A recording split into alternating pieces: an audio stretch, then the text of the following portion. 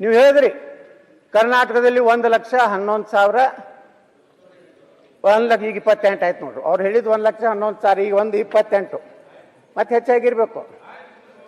ನಮ್ಮ ಬಿಜಾಪುರಕ್ಕೆ ಬಂದಾಗ ಅವ್ರು ಹೇಳಿದ್ರು ಅಧ್ಯಕ್ಷರೇ 13,000 ಇತ್ತು, ಈಗ 16,500 ಆಗಿದೆ. ದಿವಸಕ್ಕೆ ದಿವಸ ಅದು ಎಷ್ಟು ಫಾಸ್ಟ್ ಬೆಳೀತದಂದ್ರೆ ಬಹುಶಃ ಯಾವುದೂ ಜಗತ್ತಿನಾಗ ಅಷ್ಟು ಫಾಸ್ಟ್ ಬೆಳಿಲಿಕ್ಕಿಲ್ಲ, ಅಷ್ಟು ವಿಸ್ತಾರಕ್ಕೂ ಹೋಗ್ತಾ ಇದೆ. ಎಲ್ಲ ರೈತರು, ಸಾಮಾನ್ಯ ರೈತರು, ಅವರು ಏನಾದ ಅಧ್ಯಕ್ಷರೇ, ಇವತ್ತು ಟ್ರಿಬ್ಯುನಲ್ನಲ್ಲಿ ಇವ್ರು ಹೇಳಿದ್ರು ಜಡ್ಜ್ಗಳು ಬೇರೆ ಬೇರೆ ಜಾತಿ ಜಡ್ಜ್ಗಳು ಯಾರೂ ಇಲ್ಲ, ಎಲ್ಲ ಅವರೇ ಇರ್ತಾರೆ, ಒಂದೇ ಕಮ್ಯುನಿಟಿಯವರು.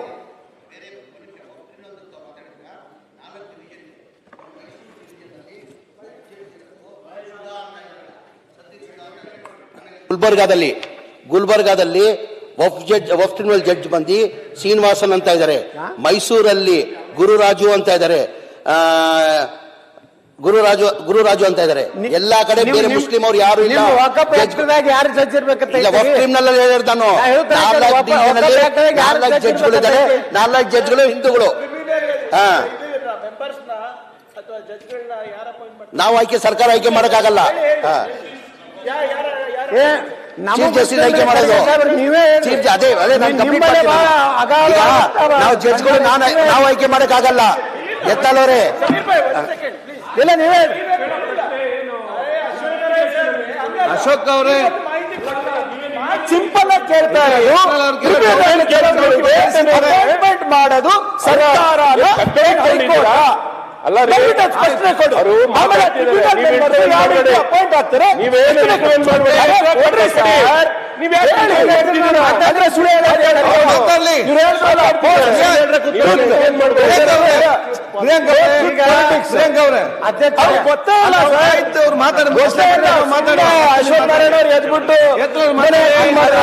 ಈಗ ನಾ ಪ್ರಿಯಾಂಕಾ ಖರ್ಗೆ ಅವರಟ್ಟು ಬುದ್ಧಿವಂತಲ್ಲ ಅಲ್ಲ, ನಿಮ್ಗೆ ಉತ್ತಮ ಸಲಹೆ ಕೊಟ್ಟಿದ್ದಾರೆ. ಸಲಹೆ ಅಲ್ಲ ಸರ್, ನೀವು ನಿಮ್ಗೆ ಸಹಾಯ ಮಾಡ್ತಾ ಇದ್ದೀನಿ ನಾನು. ನೀವು ಜಡ್ಜ್ ಹೆಂಗ್ ಅಪಾಯಿಂಟ್ ಆಗ್ತಾರೆ, ನಾವು ಅಪಾಯಿಂಟ್ ಮಾಡಿದ್ದೀವಿ. ಚೀಫ್ ಜಸ್ಟಿಸ್ ಮಾಡಿದಾರ, ಚೀಫ್ ಜಸ್ಟಿಸ್ ಮೇಲೆ ಭರೋಸೆ ಇಲ್ವಾ ಅಂತ ನೀವು ಹೇಳ್ಬಿಡಿ, ನಮ್ಗೇನಿದೆ.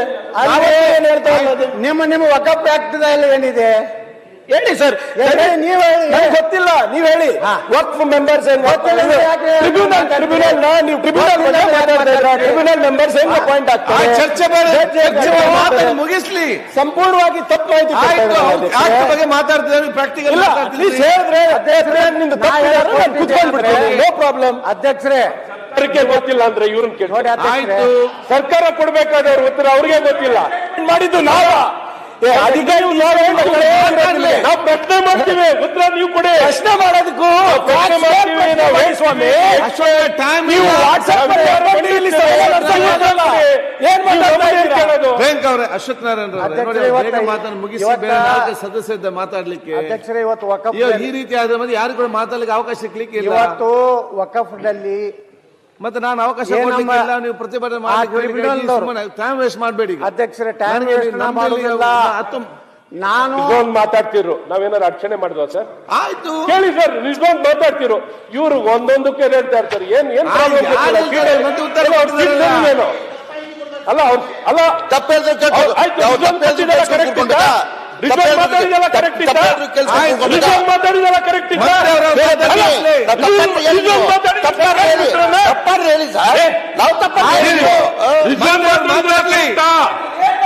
ಆಯ್ತು, ಅಲ್ಲ ಯಾವ್ದು ಸರ್ಕಾರ ಸ್ಟೇಟ್ಮೆಂಟ್ ಯಾವ್ದಿದೆ ತಪ್ಪು ಹೇಳಿ ಸರ್, ಯಾವ್ದು ತಪ್ಪಿದೆ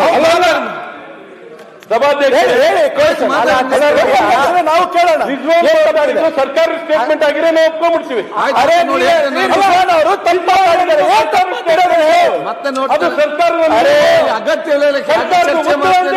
ನಿಮ್ಮ ಮಾತಾಡಿದ್ರು,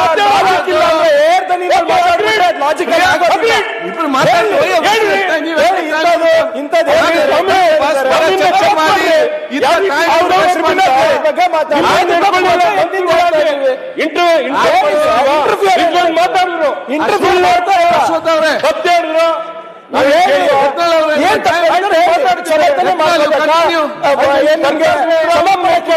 ಅದನ್ನು ಮಾಡೋಣ ಅಂತ ರಿಜ್ವಾನ್ ಹೇಳಿದ್ದೆಲ್ಲ ಸರ್ಕಾರ ಮಂತ್ರಿಯಾಗಿದ್ರೆ ನಾ ಹೇಳ್ತೀನಿ ಇಷ್ಟೇ ನಿಮ್ಗೆ ವಿನಂತಿ. ರಿಜ್ವಾನ್ ಹೇಳಿದ್ದೆಲ್ಲ ಅಟೆನ್ಷನ್ ಡಿವಿಯೇಟಿಂಗ್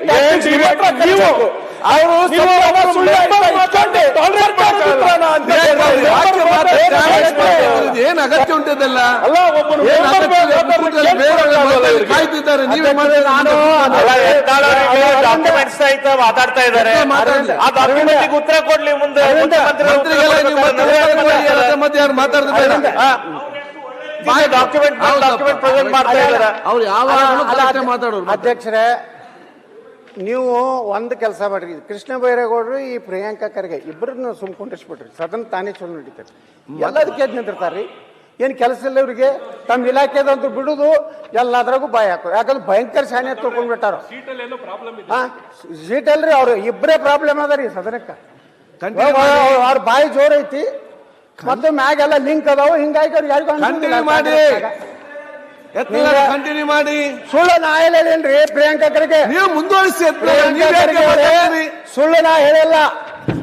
ನಾನು ನೀವು ಕಂಟಿನ್ಯೂ ಮಾಡಿ. ನಾನು ಸಾಹೇಬ್ರೆ ನಿಮ್ಮ ಖರ್ಗೆ ಮತ್ತೆ ಕೃಷ್ಣ ಬೈರೇಗೌಡರಿಗೂ ಮಾತಾಡೋದಕ್ಕೂ ಮೊದಲು ಅಧ್ಯಕ್ಷರೇ, ಬಗ್ಗೆ ಆಡಿರ್ತಕ್ಕಂಥ ಮಾತಿನ ಬಗ್ಗೆ ಸದನದಲ್ಲಿ ಕ್ಷಮೆ ಕೋರಿ ಏನು ಬಸವಣ್ಣನವರು ಕೆರೆಗಾರರು ಅಂತಕ್ಕಂಥ ಹೇಳಿಕೆಯನ್ನು ಕೊಟ್ಟಿದ್ದೀರಾ, ಅದಕ್ಕೆ ಮೊದಲು ಕ್ಷಮೆಯನ್ನು ಕೋರಿ. ಅವ್ರು ಹೇಳಿದ್ರು ಸುಳ್ಳು ಮಾತುಗಳನ್ನ ಆಡೋದ್ಬಿಟ್ಟು ನಿಮ್ ಬಾಯಿ ತಪ್ಪು ಮಾತಿಗೆ ಮೊದಲು ಕ್ಷಮೆ ಕೋರ್ರಿ. ಆನಂದ್ ಅವ್ರು ಯಾಕೆ ಮಾತಾಡ್ತೀನಿ? ನೀವು ಕೂತ್ಕೊ, ಮಾತಾಡಿ ಮುಗಿಸ್ಲಿ. ಅವರು ಬಸವಣ್ಣವ್ರ ಬಗ್ಗೆ ತಪ್ಪು ಮಾತಾಡಿದ್ದಾರೆ. ಅದಕ್ಕೆ ಈ ರಾಜ್ಯಕ್ಕೆ ಈ ಸದನದ ಬಗ್ಗೆ ಮೊದಲು ಕ್ಷಮೆ ಕೋರ್ಲಿ. ಎಲ್ಲರಿಗೂ ಕೂಡ ಯಾವ ವಿಚಾರಗಳಿಗೆ ಮಾತಾಡಬೇಕಂತ ಯೋಗ್ಯತೆ ಬುದ್ಧಿವಂತರು ಮತ್ತೆ ಅಂತ ಸಾಮಾಜಿಕ ಅಧಿಕಾರ, ಸಂವಿಧಾನದ ಅಧಿಕಾರ ಬಸವಣ್ಣನಲ್ಲಿ ಆಡಿರ್ತಕ್ಕಂಥ ಮಾತು ತಪ್ಪು ಮಾತು. ಅದಕ್ಕೆ ಬಸವನಗೌಡ ಎತ್ತಳೆಯವರು ರಾಜ್ಯದ ಜನತೆಗೆ ಈಗ ನೀವು ಸುಮ್ಮನೆ ಗೊತ್ತವ್ರು ಮಾತಾಡ್ತಾರೆ. ಮಾತಾಡಿ ನೀವು ನೋಡ್ರೆ ಈಗ ಬಸನಗೌಡ್ರೆ, ಪ್ರಿಯಾಂಕಾ ಖರ್ಗೆ ಮತ್ತು ಕೃಷ್ಣ ಬೈರೇಗೌಡರು they are the part of the cabinet. Every right to speak on behalf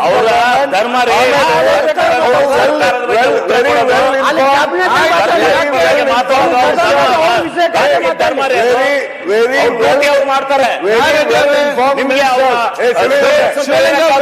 ಏನ್ ಬೇಕಾದ್ರೆ ಮಾತಾಡೋದು. ನೋಡಿ ಬಸನಗೌಡ್ರೆ, they are very well informed minister. They have a right to speak. They have right to speak. Tribunal ದಲ್ಲಿ ಒಬ್ಬ ಸಾಮಾನ್ಯ ರೈತ ಅಲ್ಲಿ ಕೈ ಕಟ್ಟು ಅವರು ಕಾನೂನು ಮಾತಾಡ್ತಾರಲ್ಲ ತಪ್ಪು. ಇವ್ರಿಗೆ ಹೊಡಿತಾರಲ್ಲ ಇದ್ರ ಎಕ್ಸ್ಪ್ರೆಸ್ ಹೊಡೆಯಕ್ ಬಿಟ್ಬಿಡ್ಬೇಕು. ಆ ರೈತ ಎಕ್ಕೋಬೇಕು, ಇದು ನನ್ನ ಜಮೀನತ್ತ ಅವನೇ ಪ್ರೂಫ್ ಮಾಡಬೇಕು. ಟ್ರಿಬ್ಯುನಲ್ ದಲ್ಲಿ ಯಾವ ದಾಖಲೆ ಇಲ್ಲ. ಇವ್ರು ಹೇಳ್ತಾರಲ್ಲ ಅದು ಅಲ್ಲಾಗ ಆಸ್ತಿ ಬಿಟ್ಟಿದ್ದು, ಅದು ನಮ್ಮದ ಆಸ್ತಿ ಅಂತ ಹೇಳಿ. ಏನ ತಾಮ್ರ ತಗಡದ ಏನಾರ ಅದಾವೇನ್ರಿ? ಎದ್ರ ಮ್ಯಾಗಾರೆ ಇಂಥ ಆಸ್ತಿ ಇಂಥ ದಿವಸ ವಕಫ್ಗೆ ಬಿಟ್ಟು ಕೊಟ್ಟಿನ ಏನ್ ದಾಖಲೆ ಇದೆ ನಿಮ್ಮಲ್ಲಿ? ನೀವು ಬೇಕಾದಂಗೆ ಮಾಡ್ಕೊಂಡ್ರಿ, ನಿಮಗ್ ಬೇಕಾದಂಗೆ ನೀವು ಚರ್ಚೆಗೆ ನಾನು ಚರ್ಚೆಗೆ ಸಿದ್ಧ. ಬನ್ನಿ ನಂತರ ದಾಖಲೆ ಕೊಡಿ. ಯಾವ ದಾಖಲೆ ಯಾರು ನಿಮ್ಗೆ ನಾನು ಅವಾಗ ದಾಖಲೆ ಕೊಡಿ. ಮಂತ್ರಿ ಅವರು ಮುಗಿಸ್ಲಿ. ಮತ್ತೆ ಸುಮ್ಮನೆ ಅಧ್ಯಕ್ಷರೇ, ಇವತ್ತು ಯಾವುದೋ ಫೇಕ್ ಒಂದು ನೋಟಿಸ್ ಕೊಟ್ಟು ರೈತರನ್ನ ಬೆದರಿಕೆ ಹಾಕುವಂಥದ್ದು, ಮಠ ಮಂದಿರಗಳನ್ನ ಇವತ್ತು ವಕಫ್ ಅಂತೇಳಿ ಆಸ್ತಿ ಸೇರಿಸುವಂಥದ್ದು, ಕರ್ನಾಟಕ ಸರ್ಕಾರದ ಆಸ್ತಿನೇ ಎಲ್ಲ, ನಾವು 1 ಇಂಚು ಸರ್ಕಾರದ ಆಸ್ತಿ ತಗೊಂಡಿಲ್ಲ ಅಂತಾರೆ. ಈ ದೇಶದಲ್ಲಿರುವಂತಹ ಪ್ರತಿ ಇಂಚು ಅದು ಭಾರತ ಸರ್ಕಾರದ್ದು, ಅದು ಕರ್ನಾಟಕ ಸರ್ಕಾರದ್ದು, ಅದು ನಮ್ಮ ದೇಶದ ನಾ ಈ ಸಂದರ್ಭದಾಗ ಹೇಳಕ್ ಬಯಸ್ತಾ ಇದ್ದೀನಿ ಬಂಧುಗಳೇ.